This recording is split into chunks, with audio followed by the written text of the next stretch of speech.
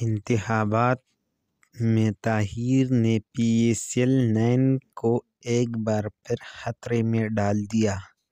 PCB فروری کے وسط میں ٹورنامنٹ کے آغاز کا اعلان کرنے والا تھا، لیکن حالیہ اپ ڈیٹ نے کرکٹ بورڈ کے لیے معاملات کو مشکل بنا دیا ہے۔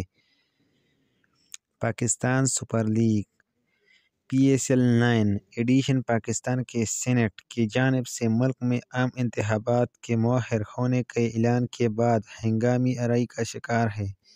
انتخابات 8 فروری 2024 کو ہونے والے تھے، لیکن ایک بل منظور کیا گیا ہے جس میں کہا گیا ہے کہ سیکورٹی اور موسمی خدشات کی وجہ سے تاخیر ہوئی ہے۔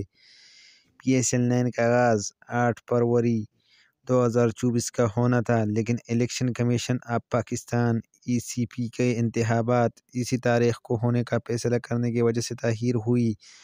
PCB فروری کے وسط میں ٹورنامنٹ کا آغاز کا اعلان کرنے والا تھا، لیکن حالیہ اپ ڈیٹس نے کرکٹ بورڈ کے لیے معاملات کو مشکل بنا دیا ہے۔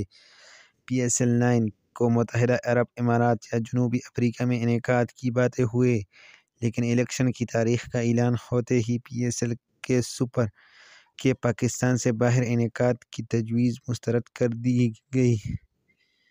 PSL-9 کے مجوزہ شیڈول میں انکشاف کیا گیا ہے کہ ٹورنامنٹ 17 فروری سے 17 مارچ 2024 تک منعقد ہوگا۔ ٹورنامنٹ کے میزبان شہر لاہور، کراچی، راولپنڈی اور ملتان ہوں گے۔